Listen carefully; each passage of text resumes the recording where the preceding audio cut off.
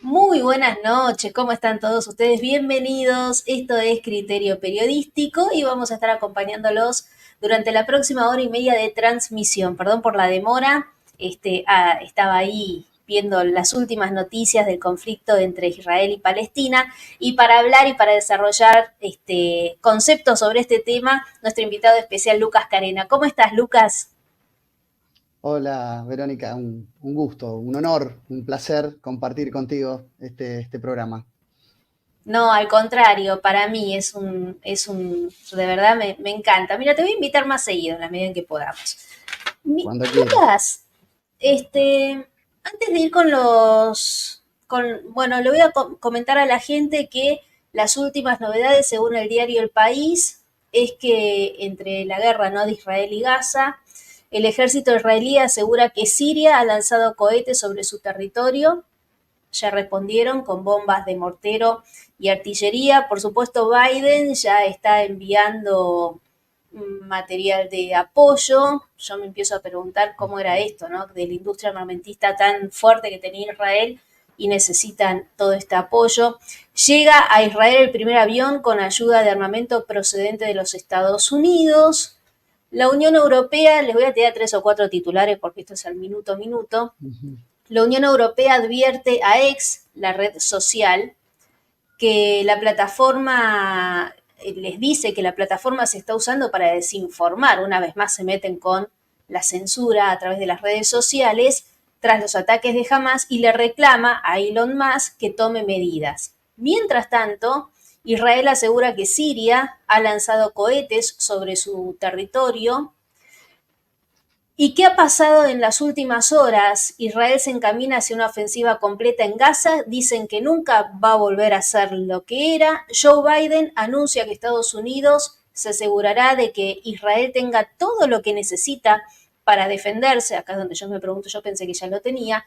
Borrell, el encargado de las relaciones exteriores de la Unión Europea, ¿no?, pide incrementar el apoyo europeo a Palestina y la ayuda humanitaria para las víctimas. Lo mismo creo que dijo la OMS de abrir un corredor humanitario, porque ustedes saben que le cortaron la luz y el agua ya hace, creo, por lo menos 24 horas a todos los palestinos que están en la franja de Gaza. La Organización Mundial pide crear un corredor humanitario para hacer llegar la ayuda a la población de Gaza y estos serían más o menos los últimos cinco titulares. Lo que pasa es que hay muchos, pero sí contarles, y ya empezamos con todo el programa, Lucas, es que estuve hablando con Ujú. Tania. Ustedes saben que Tania es una profesional de la industria farmacéutica que vive en Israel y le comentaba hoy qué es lo que está pasando y ella me puso al día de lo que sucede y algunas de las cosas que me contó tienen que ver con que, por ejemplo, ya mandaron a todos los israelíes a los búnkers para que se queden allí de forma indefinida, pero yo le digo, ¿cómo de forma indefinida? ¿Y a qué búnker? ¿El búnker que tenés en tu casa o búnkers comunitarios? Me dice, no, por ahora estamos en casa, están creen ellos que pueden llegar nuevos ataques, no solamente de Siria, sino también de algunos otros países limítrofes, por eso mandaron a todos a los búnkers. Ella me dice, tengo la embajada de Jerusalén, que queda a 1 kilómetro nada más, pero no sabe qué hacer con sus dos niños, seguir para ahí o no. Y bueno, están viendo de pedir asilo en los Estados Unidos, que es donde vive el padre de sus chicos, y todos están, ¿no? Todos los países están mandando sí aviones para repatriar a los ciudadanos. Son horas muy sensibles y están en la instalación dentro de Israel de toda la logística de, por ejemplo, baños químicos, todo lo que se necesite para resistir. Es decir, los ciudadanos salen a abastecerse de lo que puedan, porque los comercios también están cerrados, así que toda esta logística se tuvo que implementar en un segundo de vida, ¿no? Dicen que al menos estaremos encerrados por 72 horas y que probablemente Irán, Líbano y Siria nos van a atacar. Bueno, lo de Siria lo acabamos de ver. ¿Cuál es la impresión que te deja, Lucas, este ataque sorpresivo, ¿no? Por parte de el grupo terrorista Hamas, que, no Ujú. sé, logró infiltrarse aparentemente no solamente con la inteligencia de Israel, el Mossad, sino con el resto de las inteligencias, ¿no? Porque el Mossad está en contacto con todo, con los británicos, con los Estados Unidos, con China, con Rusia. ¿Qué pasó? ¿Nadie vio que esto podía llegar a suceder? ¿Qué impresión te da esto? Y después nos metemos con el origen, ¿no? De este conflicto, pero primero la Sí, actualidad. sí, sí. Bueno, mientras formulabas la pregunta, medio como que ya te anticipaste a la sensación que yo tengo, que es la misma que la tuya. Hasta el 7 de octubre todos pensábamos que la inteligencia israelí, ¿no? Desde el Mossad hasta el Shin Bet, eran la más avanzada del mundo, que sus fuerzas de seguridad eran una valla impenetrable, todos creíamos que este tipo de cosas era imposible que sucedan. Sin embargo, y para sorpresa de todos, fue no solamente vulnerada la defensa israelí, sino también que hubo una demora en la respuesta increíble, ¿no? Es decir, entre 24 y 48 horas para tener una reacción y control de la situación. Eso es muy llamativo, es muy llamativo. Por supuesto que todo ataque sorpresa, más allá de las especulaciones que podamos hacer cuando se involucran civiles, bueno, son muy tristes y muy dolorosos. Muy tristes. Yo la última información que barajaba era de 900 personas fallecidas y alrededor de 2.500 heridos.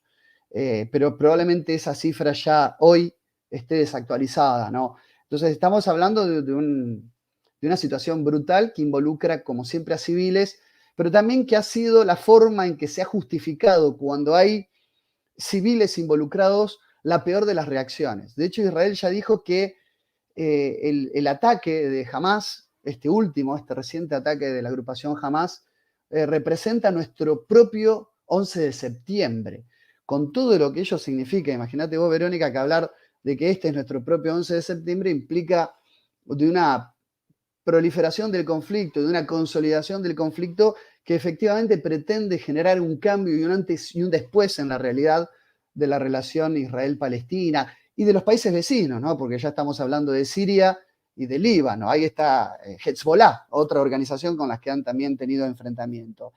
Eh, Hay un elemento sintomático, yo siempre soy de hacer lecturas muy simbólicas. El ataque se da justo al día siguiente de celebrarse los 50 años del Yom Kippur, en el año 73, aquella embestida que llevan adelante Egipto y Siria contra Israel, el día de Yom Kippur, el día de la expiación, el día del perdón, que esto tiene un significado muy profundo en la religión judía porque era el único día donde en el templo de Jerusalén, en el templo de Salomón, podía entrar el sacerdote en el tabernáculo donde se encontraban eh, bueno, los 10 mandamientos. Supuestamente estaba el arca guardado, por eso era un día muy simbólico para las comunidades judías y se eligió ese día hace ya 50 años para llevar adelante un ataque que coincida con el mes del Ramadán, que tengo entendido, no soy un experto en la tradición islámica, pero el Ramadán era el mes en el que se dieron las revelaciones del Corán al profeta Mahoma en la Meca. Entonces, fue un ataque que tiene que ver con los orígenes de este conflicto, que empieza en el año 48, mucho antes, pero en el año 73 se profundiza y que justo 50 años después se viene a dar este ataque sorpresa de Hamas, vulnerando todos los mecanismos, como bien analizabas, todos los mecanismos de seguridad de las fuerzas israelíes, ¿no? Que de pronto no solo no las anticipó, sino que, como bien decís, pide ayuda al gobierno de Biden, ¿no? A Estados Unidos, que ha sido históricamente un aliado, ¿no? De hecho, ha sido un tema de debate dentro de Estados Unidos este apoyo irrestricto a la política exterior del Estado de Israel, que a mucha población norteamericana le hace ruido. Hay un libro de dos académicos que se llama El lobby israelí y la política exterior norteamericana, de John Mearsheimer y Stephen Walt, uno de la Universidad de Chicago y otro de la Universidad de Harvard, que ponen, ¿no?, también en cuestionamiento esto de cada vez que hay un conflicto entre Israel y algún país vecino, en función de que se trata de una situación de ocupación, que si bien puede ser legítimo después de la declaración Balfour del año 17 que Israel tenga su propia nación judía, se ha hecho, bien digo, bueno, contrariando todos los pedidos de la ONU y todos los protocolos de paz que están desde Ginebra hasta el día de hoy. Hay 4 resoluciones de la ONU que consideran a Israel, tal como está planteado, un país usurpador. Entonces, el primer análisis que yo hago es que esto es un ataque, yo no digo que sea un ataque de falso bandera, no estoy en condiciones de decirlo, sería muy apresurado, sería imprudente, pero sí me llama mucho la atención. Es decir, yo no sé si se dejó pasar adrede, es un ataque que se enmascara también dentro de un título muy simbólico que es Tormenta de Al-Aqsa, así se llamó la operación, la Tormenta de Al-Aqsa. Después sería muy importante hacer alguna aclaración de Sí, este te voy a fenómeno. preguntar por qué le pusieron ese nombre y qué No, significa el templo de Al-Aqsa para esta situación. sí, es delicado el tema, es delicado porque involucra toda una tradición y una conflictividad milenaria, ¿no? Que encierra, involucra cuestiones espirituales y de alto valor simbólico religioso en el medio. Pero me llama así profundamente la atención la falta de anticipación, ¿Y la demora en los tiempos. Sí. qué papel le das a Irán en toda esta ofensiva, que es el primero que han puesto en la mira, teniendo en cuenta que Estados Unidos durante la gestión de Trump se va del acuerdo para la producción de uranio, digamos, en este Ujú. país, y esto ha sido muy criticado, y no sé si tiene que ver o no, pero algunos lo linkean. Pero vos pensás que Irán efectivamente está detrás de esto, por supuesto que ellos lo niegan, pero hagamos un análisis. No lo niegan, pero el ayatolá, la República Islámica de Irán, aclarémoslo, es una potencia teocrática con armamento nuclear que tiene una alianza estratégica, circunstancialmente estratégica también con Rusia, y forma parte de una tensionalidad que hoy enfrenta al mundo en dos grandes facciones, lo que es el continentalismo, que es la continuidad de China, Rusia y también está Irán, ahí en el medio, ¿no? Que tiene su expresión económica en los BRICS, por eso es tan complicado. Y nos trajo a la Argentina también con el famoso memorándum de entendimiento tantas complicaciones, por lo menos a Cristina Fernández le trajo muchas complicaciones eso.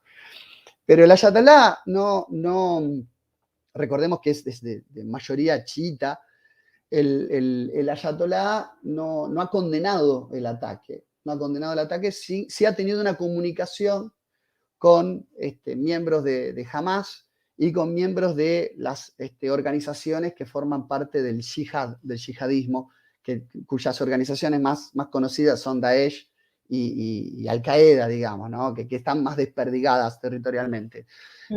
Pero obviamente que ellos no se van a atribuir una participación, sí son sindicados como artífices y colaboradores, pero tiene que ver también con una cuestión de tensionalidad geopolítica, ¿no? Es decir, lo que pasa entre Irán e Israel, con Siria en el medio territorialmente, es algo que viene de hace años, que se viene cocinando, que es una inevitable tercera guerra mundial con implicancias atómicas, y eso sería desastroso para, para la humanidad entera. Es una nueva guerra fría, en el sentido, digo, Mm. de la capacidad armamentística que tienen ambas potencias y la tensionalidad entre dos estados confesionales, teocráticos. Ahora, vos sabés, Lucas, que estuve leyendo y hay personas que dicen que esta es la guerra entre Oriente y Occidente, y sí coinciden con esta tercera guerra mundial,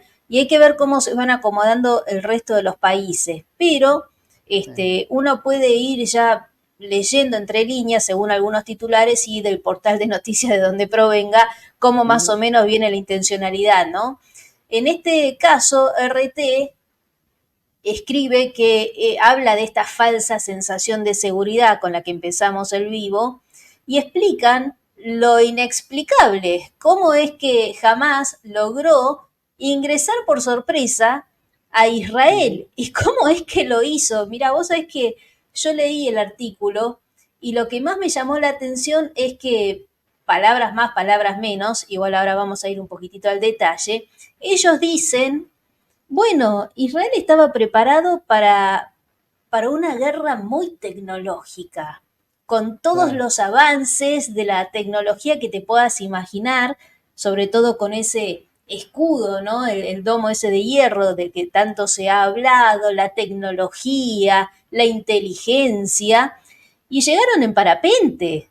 Entonces vos decís, bueno, no sé, pero si tienen, supuestamente te pueden vigilar con las cámaras, es todo lo que haces, lo que lees y hasta lo que pensás. Entonces aquí la explicación, según RT, dice que importantes medios estadounidenses hablaron con varios expertos y funcionarios para entender cómo fue posible esto, ¿no? ¿Cuál es la explicación? Una de las teorías, pese a que los servicios de inteligencia de Israel tienen fama de ser los más sofisticados del mundo, y la Franja de Gaza, otro tema, ¿no? Es Ujú. uno de los lugares más vigilados del planeta, es decir, se juntan estas dos variables. ¿Cómo es que jamás consigue entonces ingresar a territorio ocupado por Israel en este masivo ataque que ya todos hemos conocido? Bueno, la agencia habló con varios expertos y funcionarios familiarizados con el asunto para entender cómo sucedió esto. Actuaron a la vieja usanza.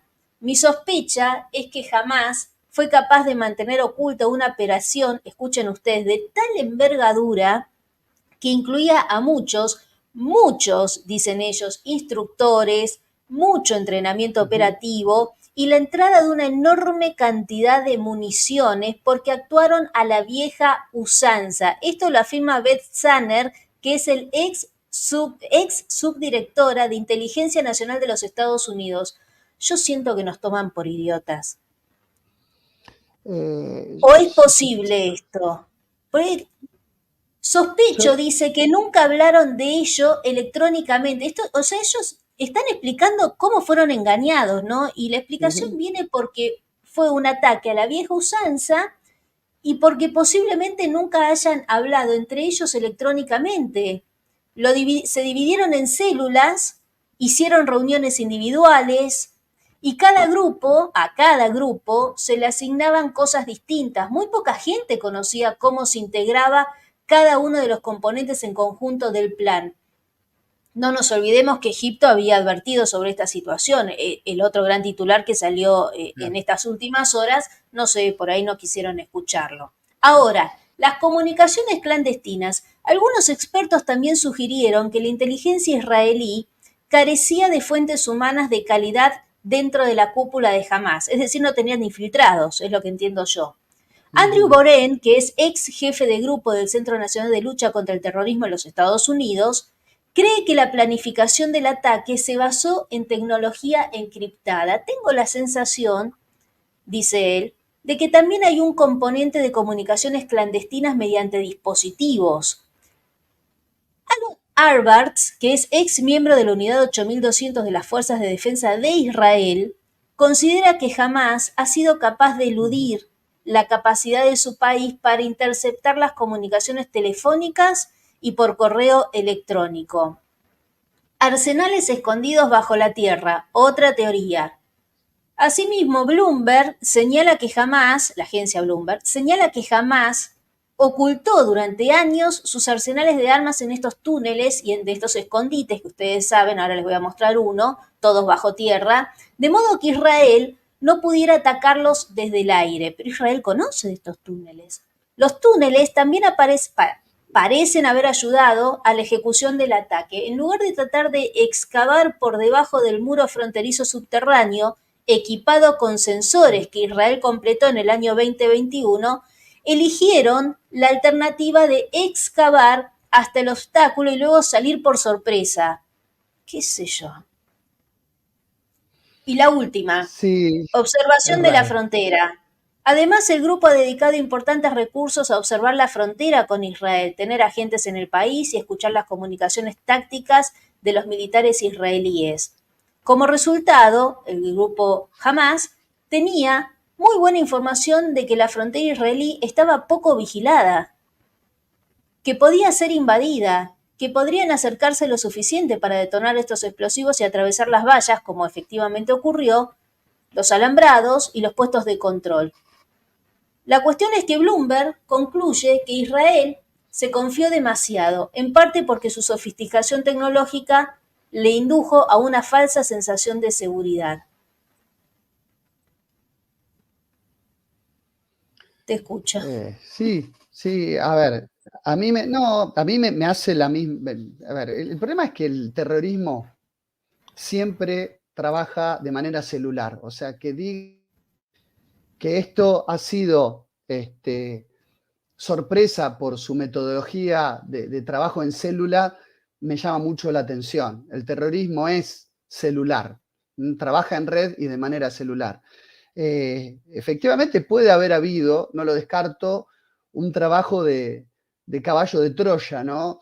Recordemos que Gaza hoy es una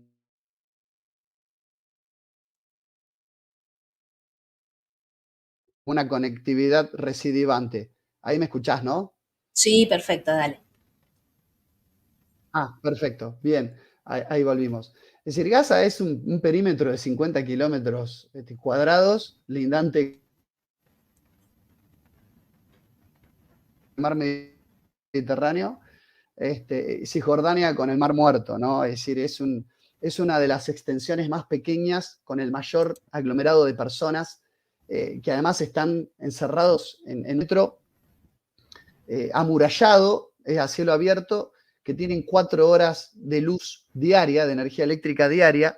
Entonces, es llamativo cómo pueden haber hecho todo este trabajo a partir de túneles y cómo llevaron ahí este arsenal, por más que haya sido de manera paulatina. Ahí vemos unos videos que son bastante sugestivos, estás mostrando toda una serie de senderos ocultos con misiles. La verdad es que es para hacer una película de ciencia ficción. Yo soy muy escéptico, para serte sincero, soy muy escéptico. No creo que se les haya escapado de esa manera, ¿no? Esta operación, por más surrepticia que haya sido, por más paulatina que haya sido y por más anticipadamente se haya organizado, lo veo muy dudoso y muy dificultoso el hecho de que hayan podido insertar tantas armas. Como decís vos, es una suerte de tomada de pelo, a mi criterio. No descarto, no obstante, que pueda haber habido un factor sorpresa y una subestimación tan grande, es decir, un relajo tan grande con la situación de seguridad que no se pudieron anticipar. No lo creo, pero no lo descarto como posibilidad. Eh, yo no sé si el mismo Hamas que se ha atribuido el ataque ha dado alguna pista acerca de cómo ha sido esa planificación. Algo han dicho, los medios algo han dicho, pero no mucho, ¿no? Es cómo es que se preparó el ataque. No hay mayores detalles, por lo menos no encontré ninguna versión contundente al respecto. Bueno, si querés Entonces, compartimos esta, a que ver. también es del portal RT, dirigente de Hamas. Vos sabés que yo me confundí cuando dije que Hamas negaba la situación. Efectivamente no la niega, porque acá tienen ustedes el titular. Dirigente de Hamas revela cómo se preparó el ataque a Israel. Se llama Ali Barakeh, aseguró estar sorprendido por el enorme colapso del ejército israelí. Y ahí lo tienen ustedes en pantalla. Es Ali Barakeh, miembro de los mandos exiliados de Hamas, que tuvo una entrevista con The Associated Press en Beirut el 9 de octubre del 2023, o sea, hace 24 horas. ¿Qué fue lo que dijo este alto dirigente de Hamas? Reveló detalles del ataque lanzado contra Israel, afirmando que su grupo está preparado para librar una larga guerra. Lo mismo que dijo Netanyahu, bueno, también lo dicen del lado de Hamas, ¿no? Parece que los dos están listos para una larga guerra, para la cual su agrupación tiene un gran arsenal de cohetes.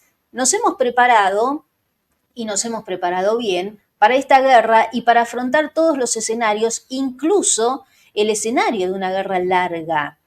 El alto dirigente, a propósito del ataque, desestimó los rumores de que el ataque de Hamas tuviera como objetivo perturbar los esfuerzos de los Estados Unidos que buscaba, recuerden ustedes, persuadir a Arabia Saudita de normalizar las relaciones con Israel. Después, si te parece, hablamos de esto, porque me gustaría saber quién es quién es el líder del mundo árabe, ¿no? Como para decir, bueno, acá hay una punta de hilo para empezar a un buen disparador para entender también el conflicto. La cuestión es que el grupo Hamas, el grupo terrorista Hamas, dice, no, nosotros no queríamos persuadir esta negociación que ya se estaba dando entre Arabia Saudita para normalizar las relaciones con Israel. Señalan que fueron provocados por una serie de acciones tomadas por el gobierno derechista de israelí. Entre ellas, las visitas al sitio sagrado de Jerusalén y la creciente presión sobre los prisioneros palestinos que por supuesto estaban detenidos antes de todo esto. Además, Barakeh reveló que Israel estaría planeando asesinar a los principales líderes de Hamas. El funcionario también señaló que un número limitado de altos comandantes en Gaza sabían de la incursión a gran escala contra Israel, ni siquiera los aliados más cercanos del grupo fueron informados con antelación sobre el momento exacto del ataque. Negó los informes de que funcionarios de seguridad iraníes, aquí se mete con Irán, estuvieran involucrados en la planificación del ataque. Sin embargo, señaló que aliados como Irán y el movimiento libanés Hezbollah se unirían a la lucha si Gaza fuera sometida a una guerra de aniquilación. De hecho, yo creo que, bueno, no van a terminar con Gaza como ellos quisieran por dos motivos. Primero, por los rehenes. No nos olvidemos que tienen muchos rehenes israelíes y que ya amenazaron con que si los bombardeos siguen iban a matar a cada uno de esos rehenes por cada bomba que tiraran. Sino que además, si quieren hacer que la guerra sea larga, lo que menos les conviene, ¿no? Es terminar con la Franja de Gaza, un lugar extremadamente pequeño que podrían realmente y muy lastimosamente, bueno, eliminarlo en pocos minutos. Y aquí tienen ustedes dirigentes de Hamas. Bueno, este es un video, no sé si estos serán dirigentes de Hamas. Vamos a ver, le voy a poner play a ver de qué se trata. Sí. Hamas aseguró estar sorprendido por el enorme colapso del ejército israelí, añadiendo que el movimiento está preparado para librar una larga guerra, para la cual dispone de un gran arsenal de cohetes. Uno de esos altos dirigentes, Ali Bakhareh, señaló que solo un número limitado de altos comandantes en Gaza sabían de la incursión a gran escala en Israel, y ni siquiera los aliados más cercanos del grupo fueron informados con antelación sobre el momento exacto del ataque. Bueno, todo lo que acabo de decir. ¿Qué va a pasar con los rehenes capturados? No se olviden que estas son palabras del vocero de Hamas. ¿Qué va a pasar con los rehenes capturados? Dijo que las decenas de israelíes capturados en las redadas se van a utilizar para liberar a todos los árabes detenidos en prisiones israelíes, así como para liberar a los palestinos encarcelados en los Estados Unidos. Los palestinos están detenidos en Estados Unidos. Pediremos su liberación, enfatizó sin especificar detalles. En el año 2009, dos miembros de la Fundación Tierra Santa para el Auxilio y el Desarrollo, que anteriormente era la organización benéfica musulmana más grande de los Estados Unidos, fueron sentenciados a 65 años de prisión por canalizar millones de dólares a Hamas, mientras que otros 3 fueron condenados a 15 y 20 años de prisión por conspiración. Tal vez venga por la recuperación de estas personas, ¿no? El tigre de papel. El dirigente calificó de débil el ejército israelí, señalando que inicialmente se esperaba que Israel evitaría o limitaría el ataque sorpresa denominado inundación de Al-Aqsa. Bueno, hasta ahora, ¿qué reflexiones haces, Luca? Porque te tiré un montón, ¿eh? No, sí, efectivamente. Me interesa mucho lo de Arabia Saudita para que nos explique por qué es tan importante Arabia Saudita en No, todo esto. bueno, porque probablemente efectivamente puede haber aportado fondos en una operación que parte de la dirigencia de Hamas ni siquiera estaba noticiada y ni siquiera los aliados más radicalizados de países vecinos estaban al tanto de esto, que ahora brindarían apoyo.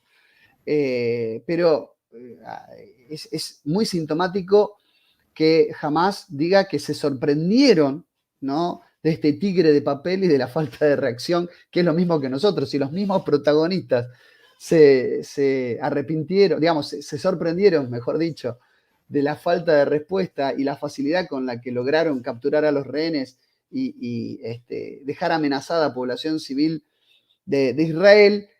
Bueno, imagínate nosotros, ¿no? Ellos mismos se sorprenden de las bajas defensas israelíes. Por eso hay, digamos, dos posibilidades, o un dejar hacer para llevar esta guerra a una situación muchísimo más radicalizada, más profunda y más extensa, o si efectivamente se trató de un golpe tan certeramente sorpresa que dejó con la guardia baja y sin defensas a la portentosa Israel, que siempre está preparada para guerras de otro tipo de tecnología. No vamos a descubrir ni vamos a votar en esta instancia cuál de las dos versiones es la más genuina. Puede haber sido una combinación de ambas. Puede haber sido una combinación de ambas. Yo lo que digo es que, es como dice el proverbio, cría cuervos y te sacarán los ojos.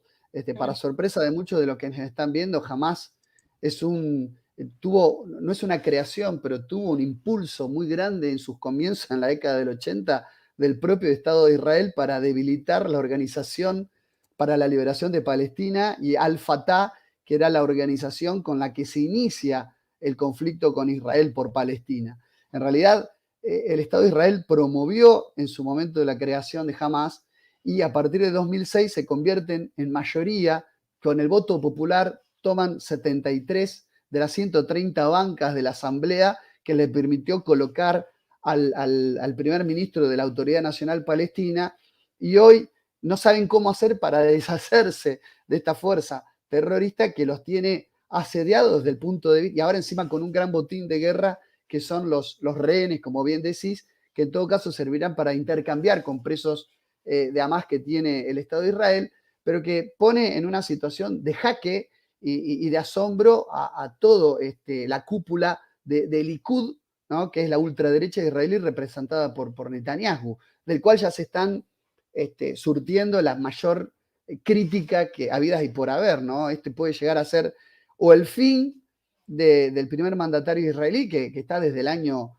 1996 con algún impas, gobernando y liderando la política exterior del Estado de Israel, muy represiva con los palestinos, dicho sea de paso, pero por otro lado también puede significar una excusa como para afianzar la posición de mano dura que tiene Netanyahu. O sea, pueden ser las dos cosas, o el fin de la era Likud, que significa la consolidación del Estado sionista de Israel, o puede ser al contrario la excusa para darle la razón a esta facción, pero que tiene hace ya varias décadas el control del poder en Israel. Yo no estoy en condiciones de dar una sentencia definitiva a esto, pero sí, me despierta muchísimas sorpresas. Arabia Saudita presta financiación y apoyo de manera subrepticia. No tengo ninguna duda de que esto es así.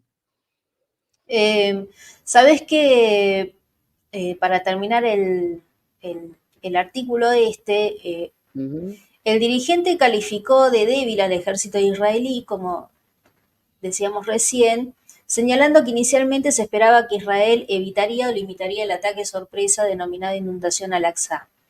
Nos sorprendió este enorme colapso, dijo Barakeh.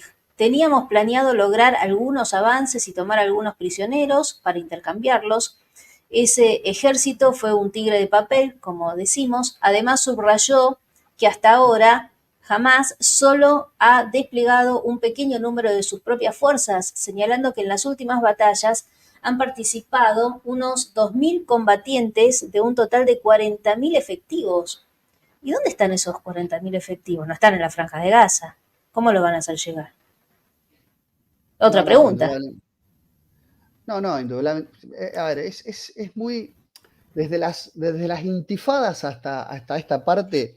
O sí están, perdón, porque hay cerca de 2 millones de habitantes en la Franja de Gaza. Claro, por ahí sí están. Y estamos hablando que cuando hablamos de ejército de Hamás, es decir, la distinción entre un ejército moderno y civiles armados tiene tiene grises y momentos difusos. O sea, sí, se tapan la cara, cargan armas largas y se convierten en soldados de Hamás. O sea, tampoco... Es decir, que es la misma realidad del ejército de Israel. Hoy se convirtió en un ejército de defensa, pero en algún momento el ejército de Israel fueron distintos brazos paramilitares de lo que eran los ejércitos de resistencia en épocas, ¿no?, de la administración británica de la Palestina. Es decir, es un poco la misma realidad. Yo creo que en una población, como decís, de 2 millones, pueden existir 40.000 efectivos dispuestos a alzarse en armas que hoy tendrían la característica de ejército. Pero insisto, cuando hablamos de terrorismo, bueno, la línea divisoria, la línea fronteriza entre un ejército y grupos paramilitares con algún uniforme o alguna distinción es bastante difusa también. Entonces yo sí creo también que pueden existir 40.000, ¿no?, soldados de Hamas. Sí, Y si sí, no más sí, sí. también. No, sí, sí, sí, totalmente. En su momento me pareció y después cuando me acordé cuántos eran la cantidad de habitantes. Y de hecho, ¿cuántos de todos los palestinos que hay? Porque siempre son ellos los palestinos que por supuesto sufren un montón de injusticias, pero que no son los extremistas terroristas, pero siempre son ellos los que cada vez después de un ataque de los grupos más extremistas, sufren las consecuencias de una manera muy alta, es decir, el propio exterminio de los palestinos los causan los que dicen estar de su lado. Mirá, en el año 2006, ¿te acordás las elecciones del 2006 que el grupo Hamas termina ganando? Y en el 2008 lanzan cohetes a Israel, hubo 1.300 palestinos muertos, todos civiles. Después, con la resolución de la ONU, la 67/19, en el año 2012 ya, que aceptan a Palestina como Estado observador, igual que el Vaticano, pero nunca como Estado miembro, a partir de ahí empieza otra vez una suerte de injusticia para todos los palestinos, al punto que en el 2014 hay otro enfrentamiento en Gaza, y te estoy hablando de los titulares más importantes, pero ahí hubo 2.300 palestinos muertos, el 70% eran civiles. Y no nos olvidemos, Lucas, los asentamientos de los judíos, que cada vez eran más y más en el territorio de Cisjordania también, supuestamente territorio que debería estar bajo el control de los palestinos, pero que está totalmente cercado también y controlado por los militares israelíes, lo mismo que pasa en la Franja de Gaza, incluso dentro, ¿no? Dependen de cuando les den la luz, el agua y un montón de servicios. Digo, está tan a la vista que este grupo terrorista es muy funcional a los intereses de Israel que uno digamos, no podés no hablar del elefante en la sala, ¿no? Sí, efectivamente. Sí, yo pienso lo mismo. Yo pienso lo mismo. Es notorio cómo termina cumpliéndose prácticamente lo que por eso digo, las posturas de ultraderecha más intransigentes terminan queriendo, ¿no?, para llevar una guerra que involucra a todo Medio Oriente. Por eso yo te decía que Hamas llamativamente no solamente tiene un origen, es decir, con las intifadas, Hamas se crea en el año 87, ¿no? Básicamente a partir de una intifada que eran civiles que empezaron a enfrentarse al ejército de Israel, a tirarle piedras con palos, con todo lo que tenía a su alcance, en función de un atropello, ¿no?, que llevan adelante soldados israelíes sobre civiles, los pasan por arriba con un camión, básicamente, es un hecho puntual.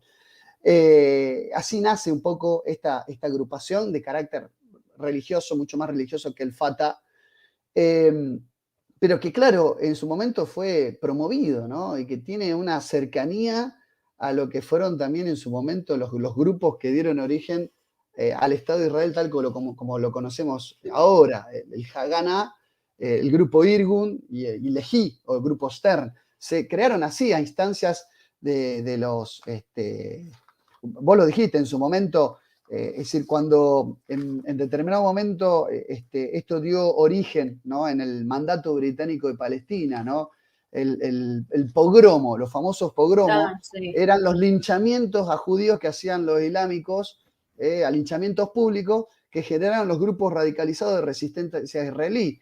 Bueno, la metodología por la cual se crea Hamas es parecida, y además es un grupo identificable de características extremistas que son funcionales a una guerra que ya se había superado cuando en el año 1993 Isaac Rabin tiene ese famoso apretón de manos Con con, Clinton.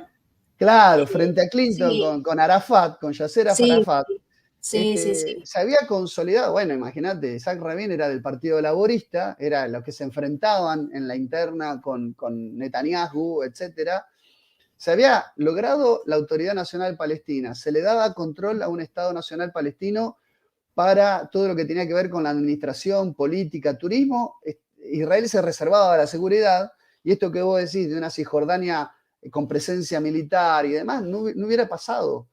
Un Sí, año después, recordemos que ese es el acuerdo de Oslo, decís vos, el de 1993. exactamente, los acuerdos de Oslo, sí, que son consecuencia también de los tratados de paz, de las conferencias de paz de Madrid, para resolver el conflicto de Medio Oriente, ¿no? En el año Sí, 91, año 93. ¿Y qué pasa con Rabin? No lo mata un fanático islámico, lo mata un joven que, digamos, Igar Amir se llamaba, que era de la Universidad de Bar Ilan, de la ultraderecha israelí, lo mata de 3 tiros después de una manifestación en Tel Aviv, lo mata un fanático de la ultraderecha israelí, y un año después asume Netanyahu y desde entonces gobierna esa ultraderecha.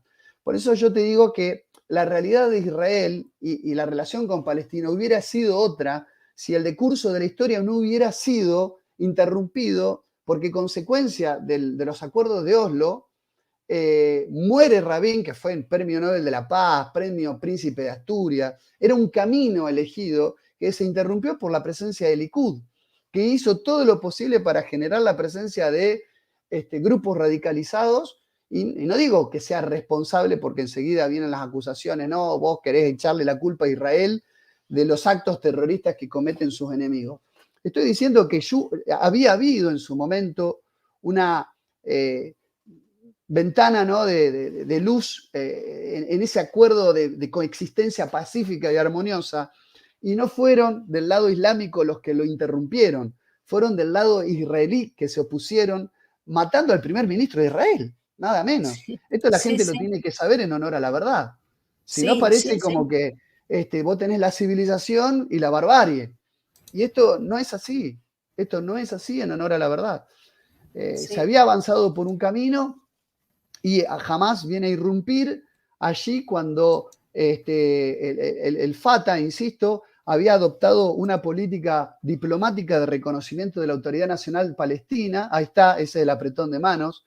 Sí. Y esa política exterior que había llevado Yamir Arafat, ¿no?, que era líder a la vez de Palestina y también líder indiscutido del Fatah, al-Fatah, que era, claro, una organización creada en la década del 50, de corte más secular, marxista, participaba de la Internacional Socialista. Hay que entender la creación de Al-Fatah en el contexto de la Guerra Fría, década del 50.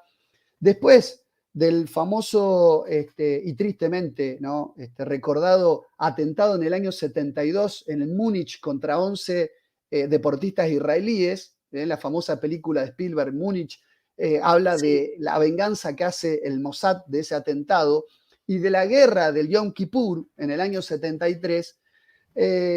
Claro, Arafat cambia la forma de pensar el reconocimiento de la autoridad palestina y busca la vía diplomática.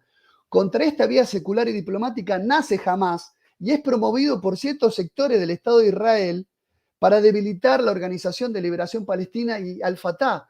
Lo que no se esperaron es que esa agrupación se iba a convertir en gobierno, y esa agrupación iba a traerle los dolores de cabeza que hoy les están trayendo. Por eso digo, es un poco esto de criar cuervos que luego vienen a comerte los ojos.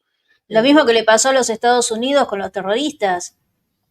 Por supuesto, por supuesto. Los talibanes fueron organizaciones creadas para combatir contra el Ejército Rojo, contra el Frente Soviético, durante la década del 80, y se convirtieron, sí, en células terroristas que se le volvieron en contra. Fueron entrenados por los norteamericanos. Por eso, cuando pasa esto, ¿no?, digamos, uno puede hablar de imprudencias o puede hablar de casus bellis, ¿no?, para lograr presencia y dominio de Medio Oriente, porque lo que termina siempre pasando después de este tipo de situaciones es la intensificación de la mano dura y una presencia todavía, más frontal y más belicosa en Medio Oriente de potencias occidentales, teniendo por occidental, en el sentido amplio de la palabra, Estados Unidos e Israel, que tienen una alianza de hierro en materia de política exterior sobre Medio Oriente. Y yo lo veo con preocupación, porque se está alimentando una guerra mundial con Irán y Rusia. Yo lo veo con mucha preocupación, ¿no? A ver, nos metamos en ese terreno. Acá está la foto de supuestamente el asesino de Isaac Rabin, de lo que vos recién decías, Claro. Lucas. Le cuento a la gente para tratar de ir ilustrando con algunas imágenes todo lo que nos están contando. Y aquí ustedes pueden ver en este mapa, muy interesante, vamos a sacar el graph, cómo Cisjordania está totalmente dividida entre ciudadanos que ni siquiera sé si son palestinos, son árabes, pero no sé si son palestinos. Acá está la Franja de Gaza, ahí chiquitita, lo que queda de la Franja de Gaza. Ustedes imagínense, de acá salió gente que terminó ocupando por lo menos 20 ciudades en el Estado de Israel de manera sorpresiva y llevándose una cantidad de rehenes impensado. Y en Cisjordania, mientras tanto, la situación sí, siempre se vive en un tire y afloje. Dejan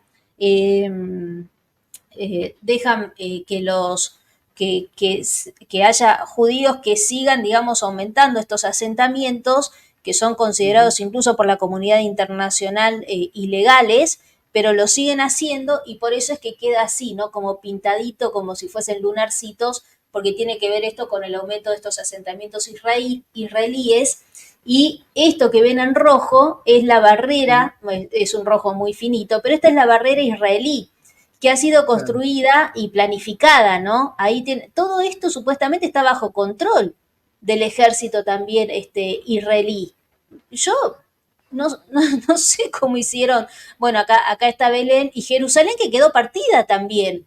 Incluso Claro. esto fue por la resolución de la ONU, ¿no? ¿Cómo hicieron para dividir Jerusalén? Claro, era como era lo único que podían hacer para evitar, digamos, un conflicto todavía mayor, pero ¿cómo se puede convivir en paz en un país que está dividido de esta forma? Bueno, ahí hay un tema, te metiste en un tema, pero muy profundo y muy interesante. O sea, ese mapa, tal como lo vemos, es el resultado de la guerra de los 6 años en 1967. O sea, desde el momento en que, la declaración Balfour, que fue la consecuencia del Congreso de Basilea, que fue el primer Congreso Mundial Sionista, precedido por el mismo Teodoro Herzl. Recordemos que el movimiento político cultural sionista nace con Teodoro Herzl y su famoso libro de Judenstaat, el Estado judío, Sí. y Leon Es el Pinsker. nacimiento del sionismo, ¿no? Es el nacimiento del sionismo. Claro, que es un movimiento político que es una interpretación talmúdica de la historia del pueblo de Israel, que pone el centro en la creación de una tierra prometida con la forma de un Estado, pero de un Estado moderno, es decir, tiene características modernas.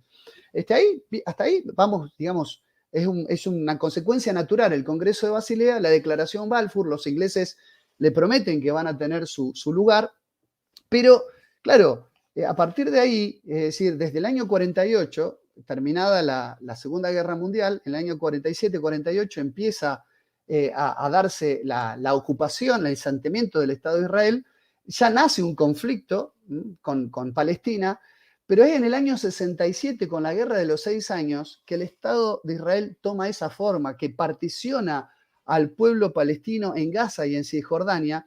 Y fíjate que vos en el mapa que está mostrando tienes como una península que llega hasta Jerusalén. En Jerusalén hay que entender que ahí está lo que queda, las ruinas del antiguo templo del rey Salomón. Así es exactamente ese templo histórico que tiene un valor simbólico muy importante para la comunidad internacional hebrea, judía. Judía es el hebreo de la tribu de Judá, es una reducción decirlo, ¿no? Que tiene un valor simbólico. De hecho, la ruina del templo de Jerusalén es el famoso Muro de los Lamentos. Claro. Sobre la explanada del Muro de los Lamentos, que es la parte que queda del templo, que fue destruido en el año 70, el primer templo se construye en el año 957 a.C. por el mismo Salomón. Se destruye por Nabucodonosor II, los babilonios, en el año 586 a.C., y se vuelve a construir, ¿no?, con la imposición de la halajá, y perdura hasta el año 70 con Tito Vespasiano, después de Cristo, en el año 70 se vuelve a destruir, hasta ese entonces no se volvió a construir, quedan esas ruinas. Pero en el siglo VII se construye sobre la parte árabe, digamos, de ese monte, se construye lo que es la mezquita de Al-Aqsa, por eso el nombre de la operación, ahí vamos, se construye la mezquita de Al-Aqsa, la cúpula de la roca, y lo que se llama la cúpula de la cadena o cúpula del ascenso, que es el lugar, según la creencia islámica, donde Mahoma deja la Meca y para dar cumplimiento a un capítulo del Corán que se llama Viaje Nocturno, es el lugar donde en oración el profeta Mahoma se eleva al cielo en un caballo alado. Esta cuestión, esta figura mitológica, convierte a la mezquita de Al-Aqsa y la cúpula del ascenso en el tercer lugar más sagrado para la comunidad islámica toda entera.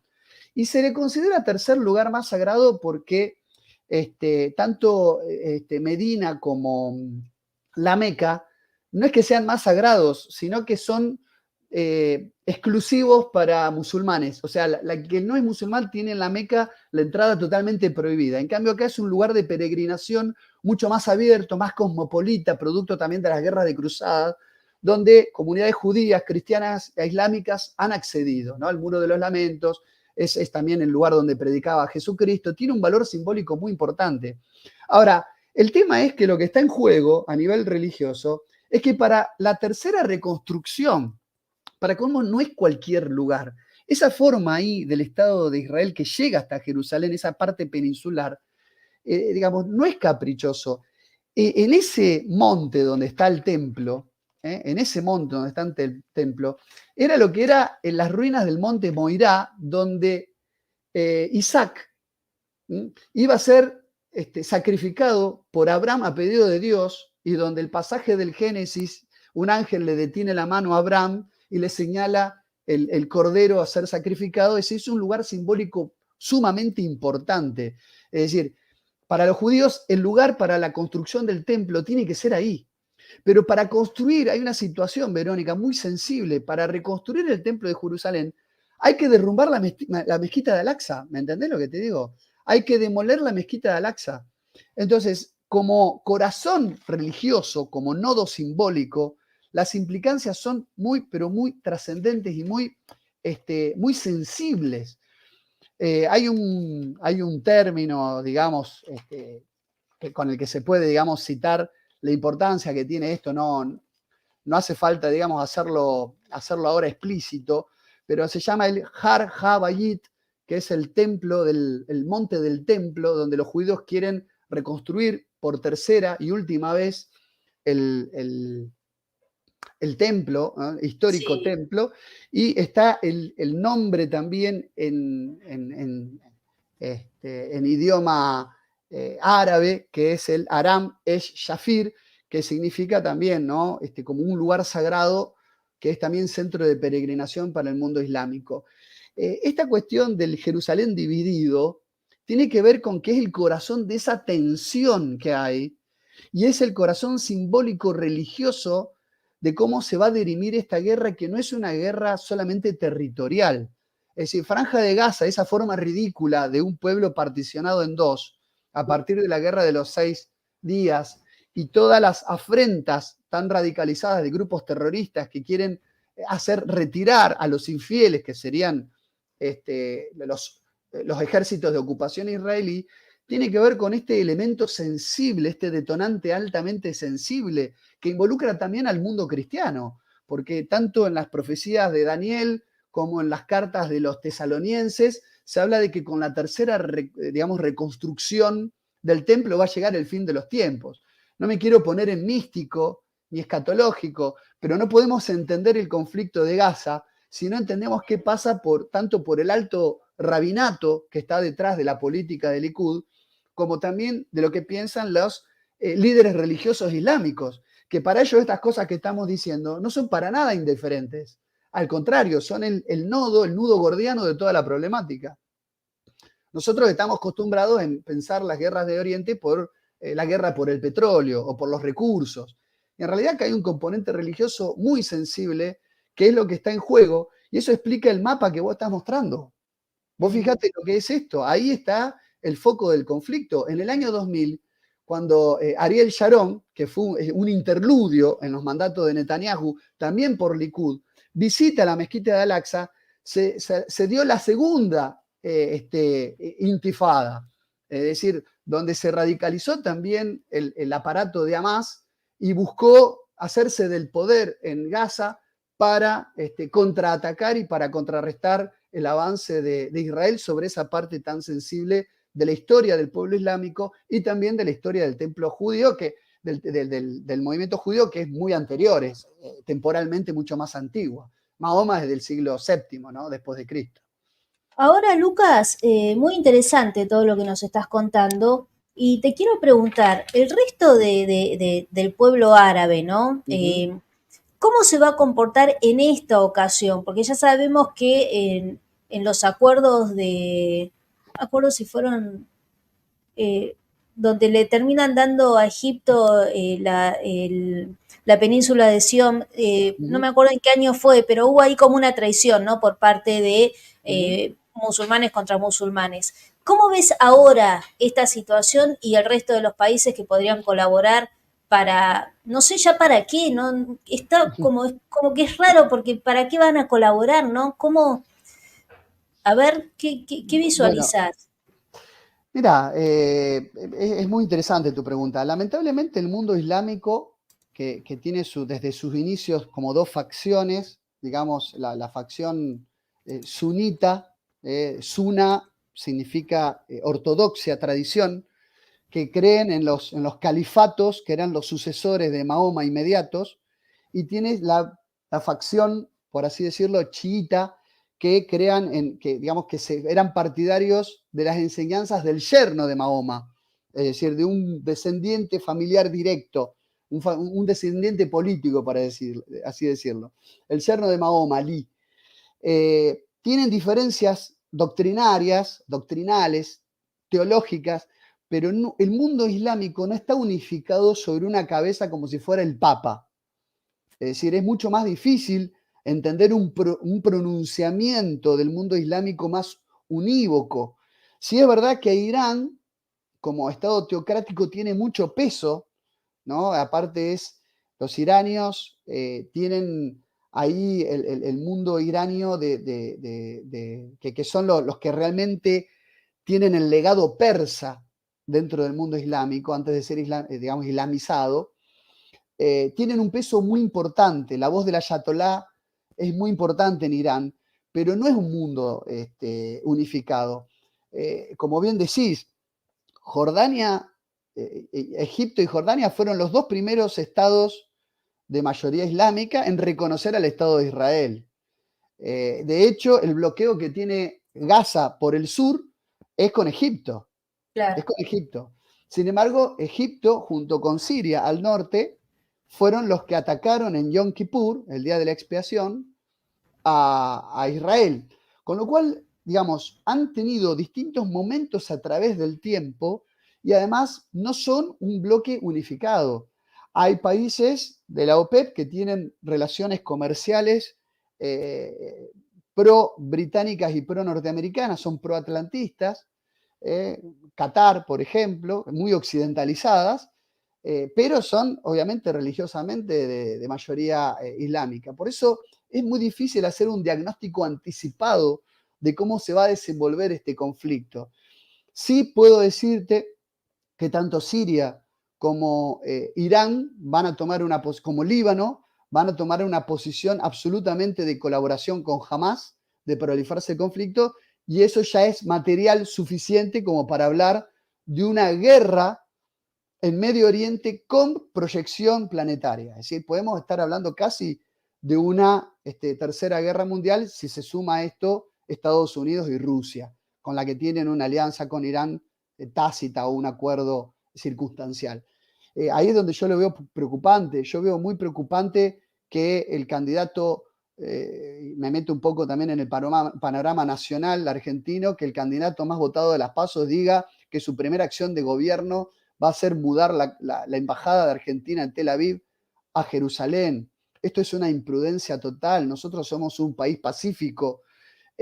Meternos a tomar parte de un Estado que está en guerra y que hace ya 70 años que está en guerra de manera continuada, me parece preocupante. No por el color ideológico religioso que tenga esto, sino porque no es conveniente desde una política de exterior sensata. Me parece bárbaro que Milei quiera hacer plebiscitos de determinados temas que afectan a la sociedad, que plebiscite también las relaciones bilaterales y la política exterior argentina. Esto de meternos a rendirle pleitesía a un Estado que está en guerra porque está tomando cursos tardíos de judaísmo con un rabino, me parece gravísimo para toda una nación que nos hemos caracterizado por no tener en general conflictos étnicos, religiosos, ni conflictos fronterizos, xenofobia, no existe en nuestro país. Entonces nosotros estamos hoy embarcándonos a ser parte de esto y tenemos que evitar provocar un nuevo atentado de AMIA, ¿no? Eso nosotros tenemos que tener una responsabilidad y una memoria histórica que evidentemente no estamos teniendo. Yo lo veo como argentino con alguna preocupación. No sé qué pensás Sí, vos, Vero, sí, creo que no, estás sí, sí, en la sí, misma sí, sí, sintonía. también. Va, Sí, porque sí, te vi sí. contestarle algo alguna vez por las No, sí, redes sí, al cambio. sí, sí, le puse, a mí no me importa que me vengan todos los seguidores de Milei a decir nada. Yo la soberanía la voy a defender siempre, pero también el estado de paz es muy importante, es tan valioso. Mirá que estamos en un país que se cae a pedazos, pero saber que tenemos paz, yo no sé cuánta gente lo valora como debe ser, ¿no? Realmente que nos metan en un problema que no nos pertenece Ujú. es el divino botón.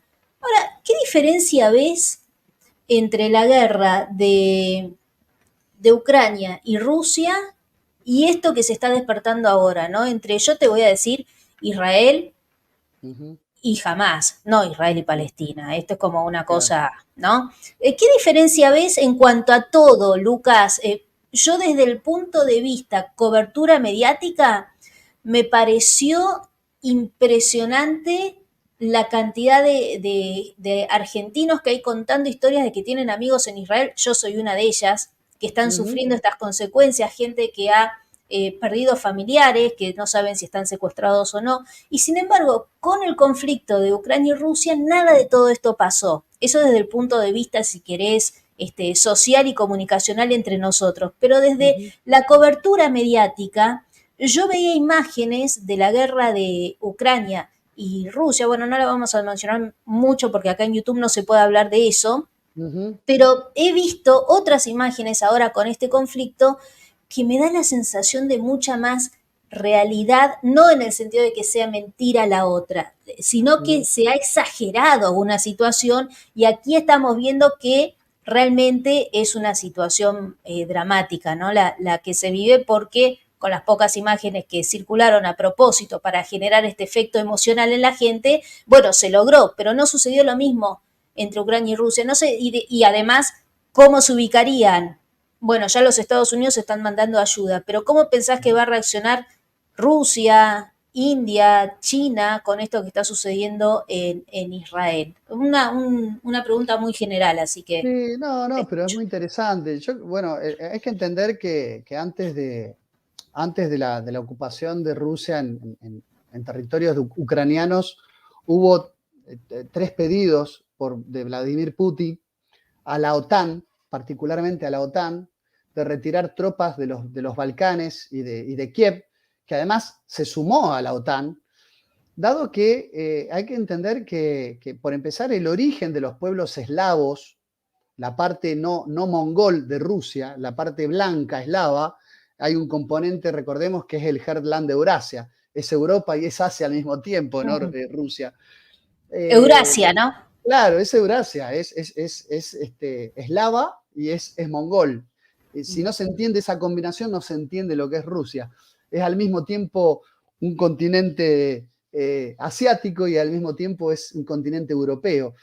Los Rus de Kiev fueron los primeros habitantes blancos de ese sector que después poblaron lo que hoy es Moscú, ¿no? Y los grandes centros urbanos de Rusia. E históricamente, las 3 veces que Rusia fue invadida, un territorio muy extenso, entraron por lo que hoy es Ucrania, tanto los mongoles y Napoleón como la Operación Barbarroja del nacionalsocialismo entraron por el mismo lugar. Entonces, los 5 pedidos de retiro de tropas que amenazaban ese sector de la OTAN fueron desobedecidos, fueron diametralmente contrariados, hasta que lo que hizo Rusia fue ocupar Ucrania y generar una valla de contención. Sí. No lo estoy Y justificando y no sé si lo hizo de la mejor manera, pero digamos, había una autoridad moral que me parece que Likud no tiene. Por eso no hablo de todo la dirigencia israelí, sino que hablo del partido de ultraderecha. No tiene para enfrentar, no solamente porque promovió la creación en su momento de Hamas, sino porque cuando estaba en vigencia el mandato británico de Palestina, y se repartían los territorios del Imperio Otomano, que estaba, digamos, cayendo. claro, sí. Pará, que le habían prometido la gran tierra árabe, ¿no? Que por eso un poco Claro, aceptan el acuerdo y después no le dieron nada, incumplieron. Es más, se lo dividieron entre Inglaterra y Francia, todos los territorios. exactamente. Bueno, ahí nacen 3 agrupaciones de resistencia, entre ellas era el Haganá, que significa la defensa. Después un grupo muchísimo más radicalizado que se llama Irgun. Uno nace en la década del 20 y Irgun sale en el año 1931. Y hay que decir algo muy importante de Irgun. Irgun, que fue declarado como agrupación terrorista por un comité de investigación angloamericano, por Albert Einstein, por Hannah Arendt, intelectuales de origen judío en su momento, fueron sindicados como terroristas porque ellos, a diferencia de Haganá, por eso también a Irgun se le llamaba Haganá Bet, que en hebreo sería la defensa B, como si fuera el lado B. Ellos estaban dispuestos también a atacar población civil, a diferencia del primer grupo originario. En épocas del mandato británico, estas células terroristas dieron origen, eran en el brazo armado de Herut, que era un partido político que se llama Libertad, que son los precursores del actual Likud, que significa consolidación. Es decir, Irgun fue un grupo con las mismas características de Hamas que dieron origen al actual Likud de Netanyahu. Por eso digo que también está Claro. flojo de papeles a O nivel moral. sea, el partido político del actual primer ministro israelí tiene sus orígenes en el terrorismo. El Irgun, exactamente, que era la parte el brazo armado terrorista, internacionalmente, digamos, declarado como terrorista. De ahí se desprende otro que se llama el Grupo Stern, porque lo crea un fanático, Abraham Stern, que era lo mismo que Irgun, también se le llama Lehi al grupo, es el tercer grupo armado de la resistencia durante el mandato británico de Palestina, con la única diferencia es que cuando la Alemania nazi se levanta contra los aliados, Irgun presta ayuda circunstancial a los británicos en contra de los nazis. El grupo Lehi se niega y dice, a instancias de Abraham Stern, que era su creador, se dividen, se separan y dicen, no, nosotros nos tenemos que concentrar en la construcción de un Estado de Israel independientemente de lo que pase a nivel internacional. Irgun, la única diferencia fue que se dio vuelta y apoyó a los británicos contra la Alemania nazi, no lo hizo el grupo Stern. Pero esos tres grupos armados tienen las mismas características en la praxis de lo que hoy es Hamas. Eran grupos que tenían algún apoyo internacional, que salían de los pogromos, es decir, de los linchamientos de civiles, que tenían la idea de crear un Estado autónomo, que querían tener una emancipación, que ser reconocidos internacionalmente, que es todo lo que quiere Palestina. Yo no estoy diciendo que sean buenos jamás. Estoy diciendo que se encuentra flojo de papeles Netanyahu para pedirle a Hamas que no haga lo que hicieron ellos y en la forma en que ellos construyeron históricamente poder. No sé si se entiende esto que estoy diciendo. Sí, claro, igual de flojo de papeles que está Zelensky para hablar para pedirle a la comunidad internacional que le colabore en una guerra que primero no les pertenece y segundo que es uno de los países del mundo más corruptos. Entonces vos decís, ¿con qué cara venís es como que vaya nuestro presidente Alberto Fernández a pedir plata porque el dólar está alto, ¿viste? Y bueno, vos te la buscaste, le van a decir. Pero te digo, pero es que ahí está la diferencia, tal cual, no lo podría haber expresado mejor. Si vos buscás Irgun en Wikipedia, mirá, te estoy hablando de una fuente recontra oficial, recontra monitoreada, donde no podés poner nada políticamente incorrecto. Si vos buscás Sí. Irgun en Wikipedia, te va a decir que eran una facción, este Haganah Bet, que había tomado un modelo político en la década del 20 y del 30 que pretendía imitar al fascismo italiano. Lo que pasa es que el fascismo italiano luego se alía, o sea, con las tropas del eje a favor de Alemania, de la Alemania nazi absolutamente antisemita. Pero en un primer momento, las características de esta agrupación no escatimaban en elogios con un modelo nacionalista al estilo musolinista. Por eso te digo que ahí es donde Netanyahu tiene algunos problemas de autoridad moral respecto de Hamas, que no es el caso de Rusia con respecto de Ucrania. Ucrania. Claro, porque, insisto, la primera población rusa fueron los rus de Kiev. Por supuesto que los conflictos entre Ucrania y Rusia han sido históricos, no estoy diciendo que son lo mismo, no estoy diciendo que no merezcan tener su soberanía ni su propia identidad.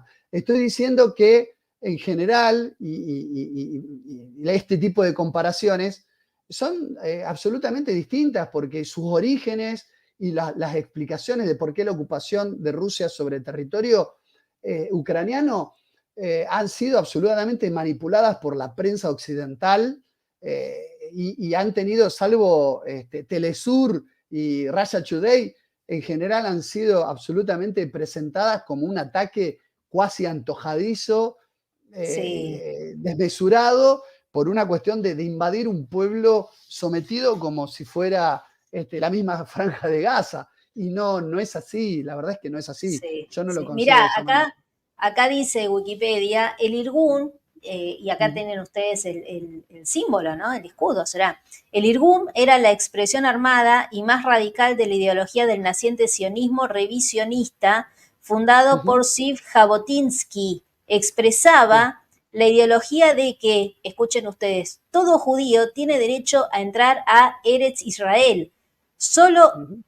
activas represalias disuadían o disuadirán a los árabes y a los británicos. Solo una fuerza armada judía garantizaría un Estado judío. Así que sí, es tal cual vos lo decís y lo refleja Wikipedia. Muy interesante. Eh, te quería preguntar, yo vi un No, video fíjate que ahí tuyo más de tu... abajo dice, no, Ah, que sí, más abajo dice, el Irgun fue predecesor del partido político nacionalista Herut Libertad, lo que condujo al actual partido Likud. Es decir, o sea, que ratifica todo esto que yo te estoy diciendo, hasta en Wikipedia lo sí, encontrás, sí, no te sí, sí, estoy sí. bromeando. Sí, por Pero eso bueno, lo muestro, porque, viste, estamos transitando, te diría, no. terreno. No, sí, nunca se sabe, viste, con estas redes. Ahora, Lucas, Sí, lo sé, eh, lo sé. primero que nada, la gente, si le está gustando el programa y quieren colaborar con un likes, va a ser muy bienvenido. Te quería preguntar lo siguiente. Vi uno de tus videos y ahora Ujú, voy a mostrar tu canal de YouTube para que la gente empiece a seguirte. Y vos ujú. hablás de una verdadera lucha entre el bien y el mal. Ujú. Me gustaría que Bueno, nos cuentes un poco de esto. bueno, todo esto que yo te explicaba, ¿no? Del poder simbólico que tiene Jerusalén como nodo y centro religioso, ¿no? Milenario, eh, es que así lo conciben de un lado y otro. Yo no estoy diciendo que unos son los buenos y otros son los malos. Ambos, ¿no? Si uno se pone del lado israelí o se pone del lado islámico, que insisto, yo lo miro desde la neutralidad de ser alguien de cuna católica, no tengo, y además no soy un experto ni en religión islámica, ni en el antiguo hebraísmo. Sí te puedo decir que ambos consideran que lo que se está poniendo en juego es decir, ambos grupos enfrentados en esta lucha, consideran que lo que se pone en juego son fuerzas espirituales, no meramente confrontaciones por territorio. Es decir, la histórica Israel tiene un valor simbólico y de peso para el pueblo elegido, como así lo dicen las narraciones bíblicas, es la tierra prometida, y para el sionismo político en particular. Y por otro, para el mundo islámico también lo tiene, insisto, porque ese es un lugar de peregrinación para el mundo islámico que tiene asidero en que es el lugar donde Mahoma probablemente sea el lugar donde fallece. Si la Meca es el lugar donde nace y donde se revelan los preceptos del Corán, que son los mandamientos de Alá dictados al mismísimo profeta Mahoma, el lugar de la cúpula del ascenso es donde probablemente en oración migró al más allá el profeta Mahoma, y esto lo hace un lugar intocable. Por eso el Muro de los Lamentos y la Mezquita de Al-Aqsa son un lugar donde hoy, así como estamos, digamos, representados en el mapa, se van a colisionar dos fuerzas que ambas consideran que lo que se dirime es un total y definitiva entre las fuerzas del bien y del mal. Insisto, no estoy diciendo que unos sean los buenos y otros sean los malos. Para ambos, lo que está en juego es el triunfo del bien sobre el mal, es decir, el legítimo pueblo que agrada a Dios respecto de los infieles o de los, llamémosle, los gentiles para el mundo judío. Y eso es lo que hace que este conflicto, que tiene tantos años a cuesta, porque cuando se llevaron adelante las conferencias de paz de Madrid y después la de Ginebra y lo de Oslo, había dos grandes posturas digamos, en lo que eran las relaciones internacionales. La de Francis Fukuyama, que hablaba del fin de la historia, que con la muerte de las ideologías para Lyotard hubieran sido la muerte de los grandes relatos, se terminaba el mundo tal como lo conocíamos, con la caída del muro de Berlín en el año 89, la caída de la Unión Soviética en el año 92, se terminaba el mundo ideológico y empezaba un mundo unipolar. Es de pronto contrastada con la idea de Samuel Huntington del choque de las civilizaciones, de este famoso Clash of Civilizations que aparece en el Foreign Affairs, que es el brazo periodístico del Consejo de Relaciones Exteriores del CFR, y que hablaba de que el mundo, muerta las ideologías, va a dar lugar a este tipo de confrontación entre civilizaciones, donde el componente étnico, el componente espiritual y el componente religioso van a cobrar vigor. Obviamente contrastando y diciendo Fukuyama está equivocado. Lo que se vienen son guerras de peor magnitud, quizás más diseminadas, quizás más desperdigadas, pero van a ser de una magnitud y una profundidad muchísimo más temeraria. De ahí esto de la inundación o la tormenta de Al-Aqsa, con el que se denomina esta operación, y que para mí va a dar mucho que hablar en los próximos años. Espero que no sea el fin de la historia de verdad esta vez, ¿no? Qué interesante, Lucas. Recordame tu canal de YouTube, así porque yo lo Sí, mi tenía canal. abierto, pero abrí tantas cosas más que... No, mi canal se llama, yo tengo dos canales, o sea, uno es el canal El Gibelino, El Sí. Gibelino, que Mira. aparece con una denominación, es @elgibelino4856, es mi canal personal, donde comparto pequeñas ponencias, apariciones en entrevistas y demás. Y tengo el canal de La Brújula, que es un programa que hacemos por Conclusión TV, junto a Pablo Javier Dávoli, que tenemos un programa quincenal donde tratamos temas también de relaciones internacionales, geopolítica, religión, revisionismo histórico, bueno, un largo etcétera de cosas. Ese es mi canal, el que está mostrando. Es un canal muy, muy, muy personal, ¿no? Es decir, no tiene una transmisión con cierta regularidad. Estoy queriendo relanzarlo. Es decir, estoy en pronto a buscarme un lugar físico que estoy terminando de acomodar, con mejor tecnología, con mejor microfonado, para hacer un vivo, algún stream, algún podcast con mayor asiduidad. Pero bueno, todavía no lo tengo definido, pero sí quiero hacer un relanzamiento de mi canal. Cuando sea, obviamente que voy a avisar. Bueno, y síganlo porque tiene videos muy, muy interesantes. Es El Gibelino, @elgibelino4856. Ujú. Y el otro, me dijiste, La Es Brújula, ¿no? La brújula, exactamente. El otro se llama La Brújula, es un canal Al- donde exclusivamente subimos los programas, ¿eh? El otro al- es La Brújula, subimos exclusivamente los programas que hacemos con Pablo.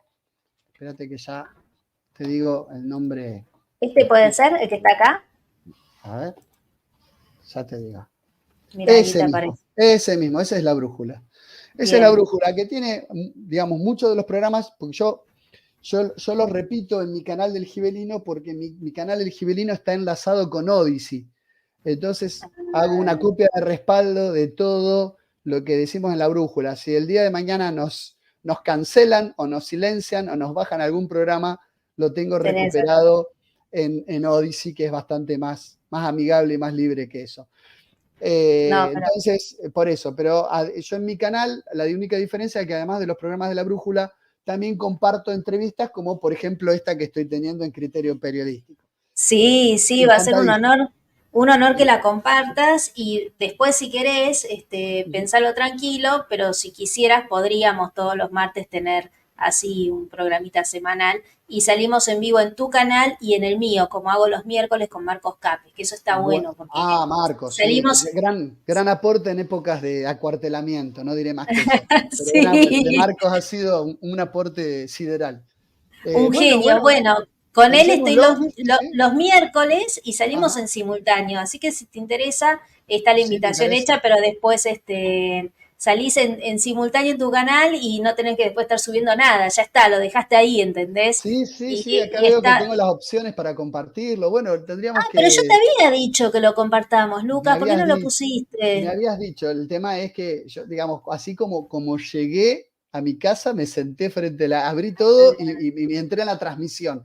Con más tiempo prometo ver si lo podemos, bueno, implementar No. y salir en simultáneo, me encantaría. Y este programa, bájalo cuando quieras y compartilo en tus redes. No hay ningún Bueno, muchas problema. gracias, muchas gracias. Un honor, ha Bueno, sido un Lucas, honor. la verdad que re lindo cómo aprendemos con gente como vos. A mí me encanta. Yo llamo gente que sabe mucho más que yo y los exprimo No, no, y yo, sale buenísimo. al contrario, no, yo te sigo también de tus épocas, digamos, en la pantalla. Yo siempre he criticado mucho lo que llamo el periodismo de teleprompter, ¿no? Aquellos Sí, periodistas que leen noticias y no saben ni de lo que están hablando, y cuando te escuché a vos siempre hablar de temas internacionales y tu posición crítica absolutamente disonante con lo que uno estaba acostumbrado a ver, me llamó mucho la atención y después, bueno, tu relación con Quique Romero, todo ahí es me verdad. terminó de armar el rompecabezas, así que yo Dijiste, también he con aprendido, razón, dije. no, he aprendido, bueno, un gran amigo, aprovecho para mandarle un saludo de super recontra amigo, ¿no? Amigo Quique Romero. Así que estamos todos en última instancia en el mismo barco, así que el Sí. aprendizaje es mutuo. Che, ¿y vas a venir a la mega juntada el jueves 16 de noviembre? Está Tengo aquí toda la, Adrián, está Héctor Juliano, van a venir tengo toda la intención de participar, me encanta. Tengo que ver, siendo yo rosarino y trabajando en Rosario, cumpliendo horarios laborales, si ver de podés. ir jueves y volver y estar el viernes para trabajar. Claro, Voy a ver cómo lo manejo. claro. Tengo muchas ganas. Te Ay, soy sincero, no ojalá, me resulta ojalá. fácil. No No, me ya resulta sé. fácil. Si veniste, te incluyo en el debate. Van a hacer un debate post elecciones, porque en ese momento ya Buenísimo. vamos a tener nuevo presidente y tenemos un Ujú. estudio de radio ahí mismo, en ese centro cultural. Así que la primera hora y media vamos con el debate a full, a todo. Así que sería re lindo tenerte. Bueno, Encantadísimo y Lucas, gracias ya por la invitación. no, por favor, un beso enorme. Nos vemos. Igual para vos, saludos. Chao, hasta luego. Bueno, Lucas Carena, perdón, desde Rosario. Así que nada, cada vez estamos con más gente, gente muy, muy, muy entendida en muchos temas. Así que para mí es un placer. Bueno, si les gustó el programa, pongan un like. Si quieren colaborar con nosotros, nuestro alias bancario es crite.periodístico Lo pueden hacer desde su home banking o desde Mercado Pago. Así que, como siempre digo, saquen sus celulares y aporten y sean y estén orgullosos de aportar al periodismo independiente. Sean parte de toda esta movida de información a conciencia. Crite.periodístico. Los que tengan ganas de sacar la entrada para venir al gran evento, a ver si la tengo por acá. Esto me pasa por no tenerla a mano. Un segundito, así pueden leer todo lo que hace falta. Acá está. Bueno, la encontré finalmente, después de 5 años. Ahí está, sacamos el anuncio. Ahí tienen, Mega juntada criteriosa. Acuérdense que a partir de ahora tienen que consultar disponibilidad antes de transferir a este teléfono que aparece en pantalla, 11 50 49 38 33. Consultan y si hay disponibilidad, por ahora hay, yo ya les adelanto, pero por las dudas si quieren manden el mensaje, pero por ahora hay. El valor de la entrada se queda en 3.501 pesos.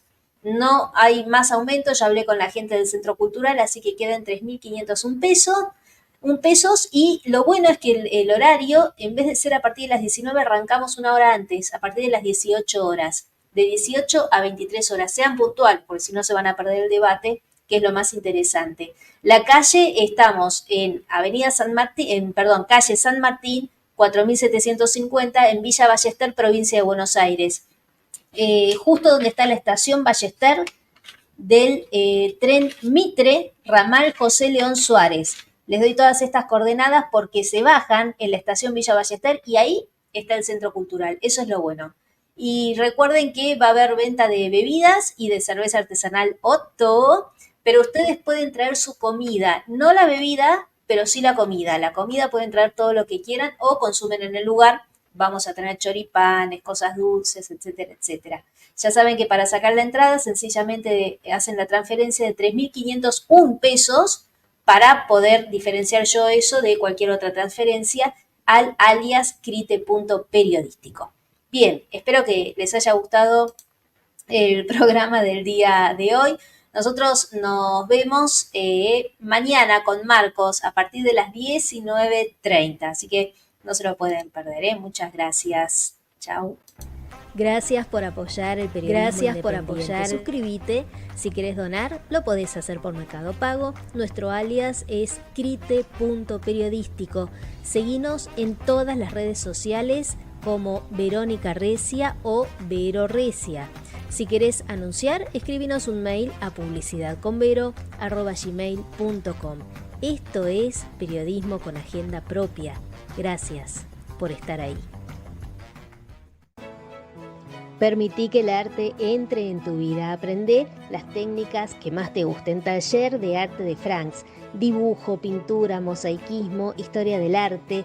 Comunícate con el taller de arte de Franks. El WhatsApp es 11 31 16 90 60. 11 31 16 90 60. Búscalo en Instagram como Franks Art Creation. Encontrate con las texturas, las formas y todo el color de tu imaginación. Taller de arte de Franks. Búscalo en Instagram como Franks Art Creation. Eliminamos al 100% todos los metales pesados en tu cuerpo, las toxinas y los químicos. Trabajamos con medicina de alta precisión. También analizamos tu ADN solamente con un mechón de tu pelo. Conocenos, somos De Paz, Centro de Salud y Spa Médico. Contactate con nosotros al 2364 6244 15. Estamos en Junín, provincia de Buenos Aires. Te esperamos.